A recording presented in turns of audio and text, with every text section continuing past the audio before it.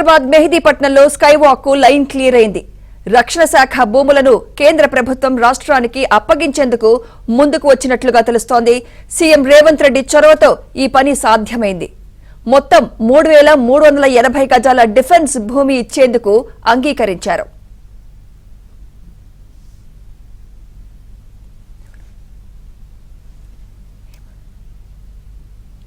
Right, ఇదే అంశంపై మరింత సమాచారం మా ప్రతినిధి హేమ అందిస్తారు. హేమ, స్కై వాక్ కి పర్మిషన్ దొరికినట్టు తెలుస్తోంది. పూర్తి అప్డేట్స్ ఏంటి హేమ?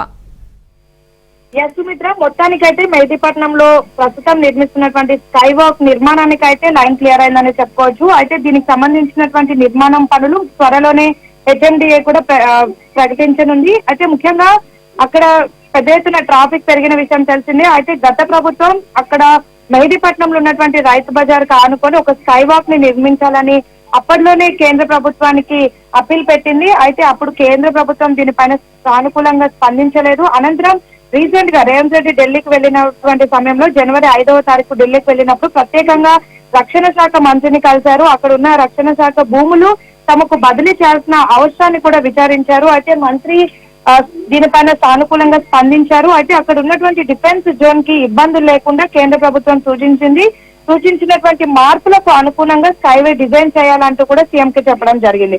అయితే స్కైవే నిర్మాణానికి అవసరమైన వరకు భూములు కేటాయించేందుకు అటు కేంద్ర ప్రభుత్వం ఒప్పుకోవడంతో దానికి సంబంధించినటువంటి పూర్తి ఏదైతే డిజైన్ ఉంటుందో కేంద్రం ఇచ్చినటువంటి రెస్ట్రిక్షన్స్ ని బేస్ చేసుకొని ఆ డిజైన్ ని కూడా ఈ బుధవారం రోజు కేంద్రానికి పంపించడం జరిగింది తెలంగాణ గవర్నమెంట్. వెంటనే దానికి సంబంధించి మొత్తం 3,380 చదరపు గజాల స్థలాన్ని కూడా తెలంగాణ ప్రభుత్వానికి కేంద్రం అప్పగిస్తున్నట్టుగా కూడా యాక్సెప్ట్ చేసింది. అయితే దీని అంతటికి కూడా బదిలీ చేసినటువంటి భూములకు బదులుగా కేంద్రం డిఫెన్స్ విభాగానికి 15.15 కోట్లు విలువైన మౌలిక వసతులు కల్పించాలని చెప్పింది. అదేవిధంగా మరికొంత స్థలానికి 10 ఏళ్ల పాటు లైసెన్స్ ఫీజు కూడా చెల్లించాలని నిబంధనలు విధించింది.